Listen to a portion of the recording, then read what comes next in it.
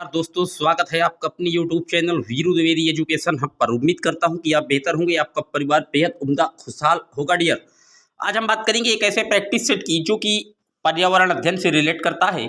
और ये पर्यावरण अध्ययन के टॉप 13 क्वेश्चन होंगे डियर, जो कि आगे आने वाला यूपी टेट हो या सुपर टेट हो या शिक्षक भर्ती से संबंधित कोई भी परीक्षा हो जिसमें पर्यावरण अध्ययन से प्रश्न पूछे जाते हैं डियर, तो यह वीडियो उसके लिए अति महत्वपूर्ण है। तो आप वीडियो को पूरे शिद्दत से, जोश, उत्साह, लगन से देखें, अंत तक देखें वीडियो को।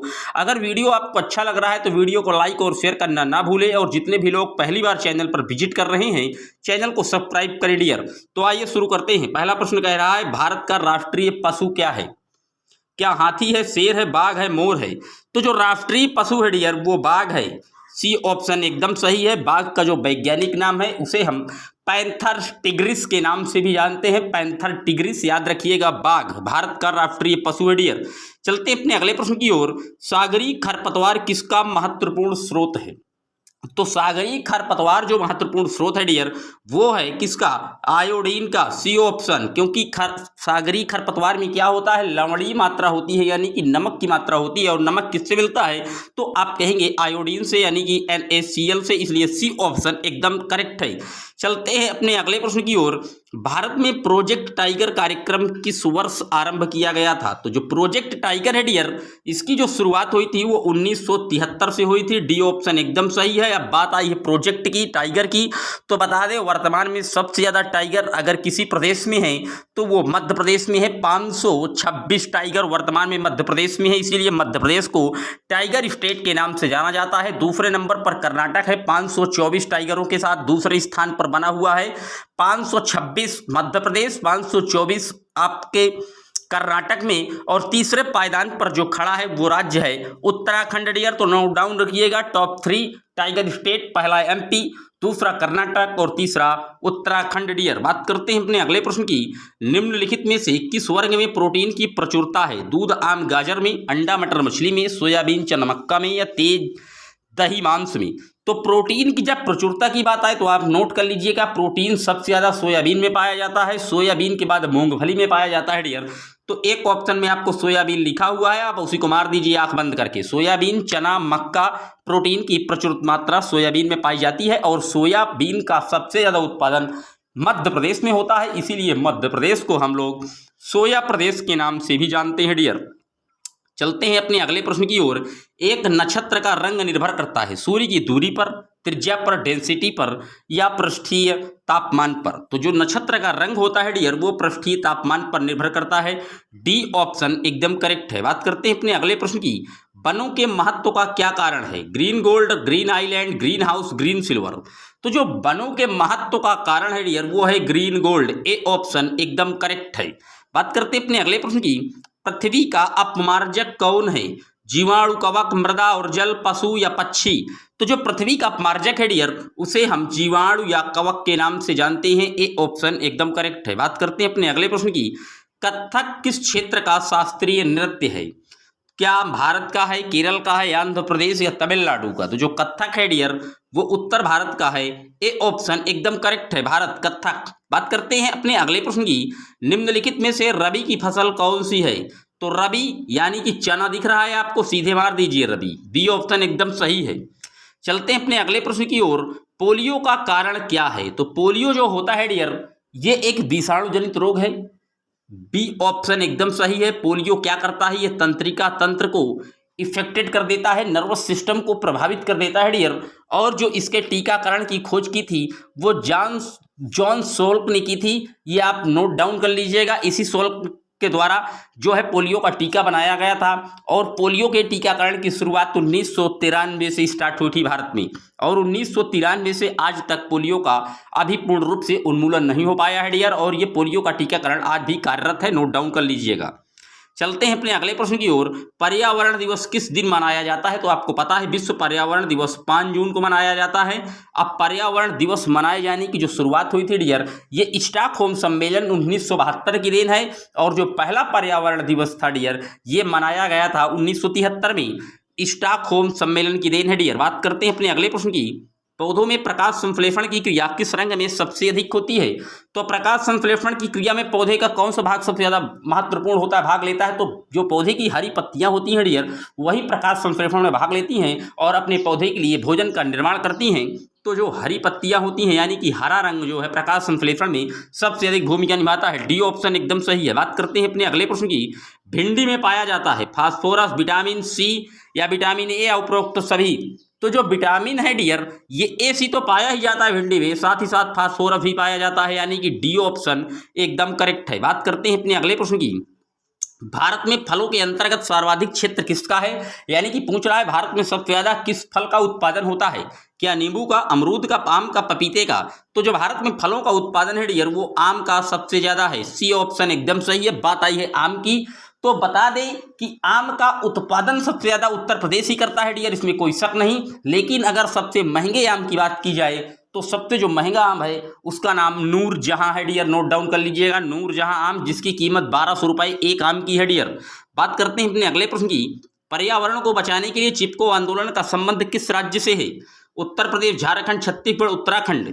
तो पर्यावरण को बचाने के लिए 1973 में चिपको आंदोलन की शुरुआत की गई, जो उत्तराखंड के चमोली डिस्ट्रिक्ट से शुरू हुई थी। और इसमें जो अग्रणी भूमिका निभाए थे वो थे सुंदरलाल बहुगुणा और चंडी प्रसाद भट्ट जी।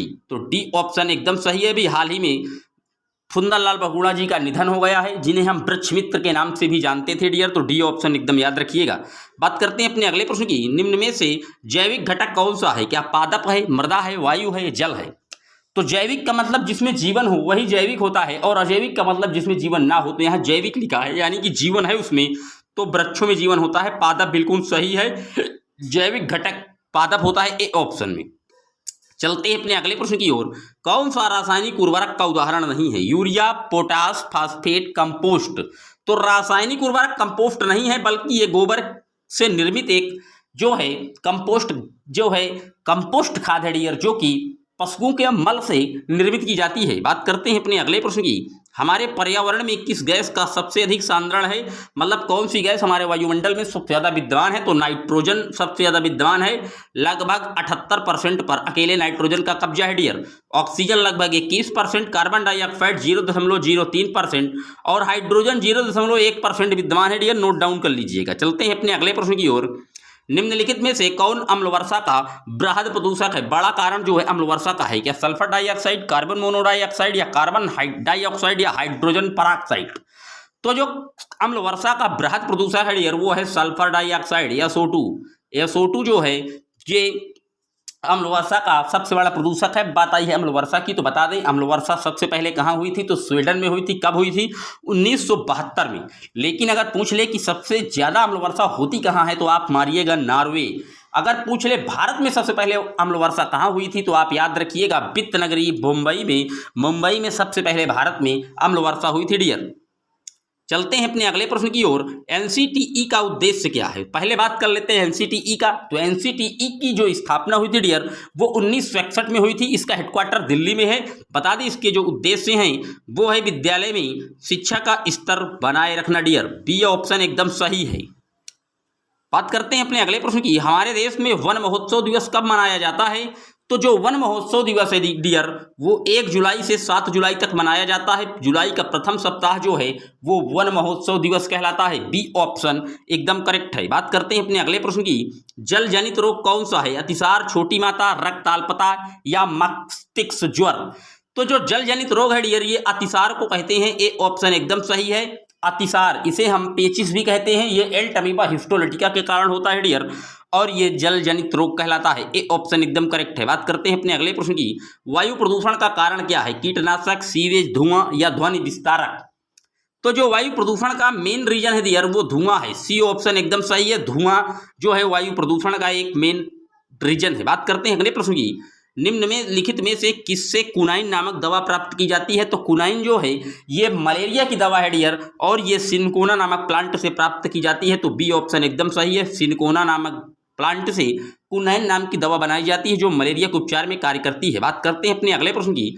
71% जो पृथ्वी का तल है वो किससे ढका है? क्या भूमि से ढका है, हवा से, जल से या कोयला से?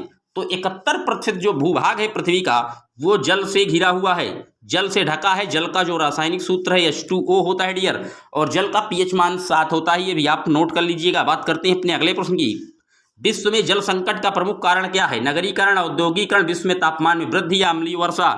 तो विश्व में जो जल संकट का प्रमुख कारण है डियर, वो नगरीकरण है। ए ऑप्शन एकदम सही है। नगरीकरण का मतलब ये है कि जब आप एक तरीके से एक तरफ से घर बनाते चले जाएंगे तो कहीं ना कहीं जो जल है वो जल का संकट उत्पन्न हो जाएगा डियर। तो नगरीकरण इसमें सबसे ज्यादा भूमिका लेती है। बात करते हैं अपने अगले प्रश्न की। निम्नलिखित में से कौन सा सदाबहार पेड़ नहीं है? मतलब सदाबहार जो हर मौसम में उसमें पत्तियां बनी रहती हैं, ये पूछ रहा है। कौन सा नहीं है? क्या नीम नहीं है, इमली नहीं है, बबूल नहीं है, सहतूत नहीं है? तो सहतूत नहीं है डियर सदाबहार, नोट रखिएगा। डी ऑप्शन एकदम सही है। चलते हैं अपने अगले प्रश्न की ओर। राष्ट्रीय गीत के रचयिता कौन है? तो राष्ट्रीय गीत के रचयिता बंकिम चंद्र चट्टोपाध्याय जी हैं। ए ऑप्शन एकदम करेक्ट है। बात करते हैं अपने अगले प्रश्न की। भारत में प्रथम बायोगैस संयंत्र कहाँ स्थापित हुआ था? पिलानी, जयपुर, आगरा, दिल्ली? तो जो भारत में प्रथम बायोगैस संयंत्र स्थापित हुआ था डियर, वो पिलानी में हुआ था। और पिलानी कहाँ पड़ता है? तो पिलानी पड़ता है राजस्थान में, ये भी आप नोट डाउन कर लीजिएगा। बात करते हैं अपने अगले प्रश्न की। डेसिबल निम्न में से किसके मापन की इकाई है? क्या गहराई की, ध्वनि की, तापमान की या वायुदाब की? तो डेसिबल जो है ये ध्वनि की इकाई है डियर। बी ऑप्शन एकदम सही है। अगर गहराई की बात करता तो फाइदोमीटर होता है। तापमान आपको पता ही है, टेम्परेचर थर्मामीटर से नापते हैं। वायुदाब ये बैरोमीटर से नापते हैं डियर। तो चारों आप याद रखिएगा। बात करते हैं अपने अगले प्रश्न की। शारदा एक्ट का संबंध निम्न में से किससे है? तो शारदा एक्ट जो आया था ये आया था बाल विवाह निषेध के लिए। ए ऑप्शन एकदम सही है। ये बाल विवाह से संबंधित था शारदा एक्ट। बात करते हैं अपने अगले प्रश्न की। बच्चों के लिए सीखने के अवसर प्रदान करने के लिए आप इनमें से क्या नहीं करेंगे? बच्चों को समस्या सुलझाने के लिए प्रेरित करेंगे? बिल्कुल करेंगे। उनकी उदाहरण अवधारणात्मक संरचना को स्पष्ट करने में मदद करेंगे? बिल्कुल करेंगे डियर। उन्हें सुझाव व संकेत देंगे जिससे वो नया ज्ञान सीख सके? बिल्कुल करेंगे। उन्हें सही उत्तर अच्छी तरह समझा देंगे? ये गलत है डियर, हमें उन्हें उत्तर नहीं समझाना है। अगर उत्तर समझा देंगे तो वो रट्टा लगाने की बात हो जाएगी और हमें रटने पर बल नहीं देना, क्योंकि एनसीएफ करके सीखने की बात करता है। इसीलिए जो इसका सही ऑप्शन है वो डी एकदम सही है। बात करते हैं अपने अगले प्रश्न की। बच्चों को समाजीकरण का पहला पाठ कहाँ से प्राप्त होता है? परिवार से, विद्यालय से, सामाजिक केंद्र से, धार्मिक से? तो बच्चा जब जन्म लेता है तो सबसे पहले कहाँ रहता है? अपने परिवार में, अपने माता पिता के, अपने आसपास के लोगों से। तो वो सबसे पहले समाजीकरण का पाठ भी कहाँ से सीखेगा? अपनी फैमिली से, परिवार से। परिवार एक अनौपचारिक साधन होता है डियर। ए ऑप्शन एकदम करेक्ट है। बात करते हैं अपने अगले प्रश्न की। प्रोटीन का सर्वोत्तम स्रोत क्या है? अभी आपको बता चुका हूं कि सोयाबीन दिखे तो आप आंख बंद करके मार दीजिएगा। प्रोटीन का सबसे बड़ा जो है उत्कृष्ट जो स्रोत है वो सिर्फ और सिर्फ सोयाबीन होए। ऊर्जा का पिरामिड कैसा होता है? तो ऊर्जा का जो पिरामिड है डियर वो हमेशा सीधा होता है। ए ऑप्शन एकदम सही है। बात करते हैं अपने अगले प्रश्न की। प्रकृति में ऑक्सीजन का प्रमुख स्रोत क्या है? तो ये हरे पौधे जो है ये ऑक्सीजन का प्रमुख स्रोत होते हैं डियर। डी ऑप्शन एकदम करेक्ट है। बात करते हैं अपने अगले प्रश्न की। धूम्रपान से होने वाला रोग क्या है? जब आप ज्यादा सिगरेट का सेवन करेंगे डियर तो कहीं ना कहीं आपको कैंसर का कारण बना देगा। बी ऑप्शन एकदम सही है, क्योंकि कोशिकाएं जब अनियंत्रित होकर इधर उधर भागने लग जाती हैं कभी वो गुच्छे का निर्माण कर देती हैं डियर, और वही जो है ल्यूकेमिया यानी कि कैंसर का जो है जन्म दे देता है। तो बी ऑप्शन एकदम सही है। बात करते हैं अपने अगले प्रश्न की। विटामिन ए की कमी से होने वाले रोग का नाम बताइए। तो विटामिन ए की कमी से रतौंधी रोग होता है डियर। ए ऑप्शन एकदम सही है। विटामिन की बात सबसे पहले फंक ने की थी डियर, नोट डाउन कर लीजिएगा। और विटामिन ए जो रतौंधी है ए से होती है, और ए का जो रासायनिक सूत्र है वो रेटिनॉल होता है डियर, नोट डाउन कर लीजिएगा। बात करते हैं आज के अगले प्रश्न की। अगला प्रश्न कह रहा है विद्यालयीन शिक्षा में सही शिक्षक छात्र का अनुपात बताना है। तो प्राथमिक में तो 1:30 है डियर, लेकिन अगर उच्च प्राथमिक की बात पूछे तो 1:40 का है। इस समय 40 शिक्षकों में एक टीचर की नियुक्ति कर रहा है। ये थे आज के 50 महत्वपूर्ण प्रश्न जो कि पर्यावरण अध्ययन से रिलेटेड थे डियर। उम्मीद करता हूं कि आशा करता हूं कि आपको प्रश्नों अच्छे से समझ में आए होंगे। जो मैंने आपको उदाहरण के माध्यम से एक एक प्रश्न को बड़ी क्लियरिफाई किया, उम्मीद करता हूं कि आपको अच्छा समझ में आया होगा। अगर अच्छे लगे हैं प्रश्नों का लेवल तो आप एक बार वीडियो को दमदारी से लाइक और शेयर करें, और चैनल पर जितने भी लोग पहली बार विजिट किए हैं सब्सक्राइब कर लें डियर। मिलते हैं जल्द ही आपसे एक और वीडियो में, तब तक के लिए जय हिंद, जय Bharat. Thanks for watching my video.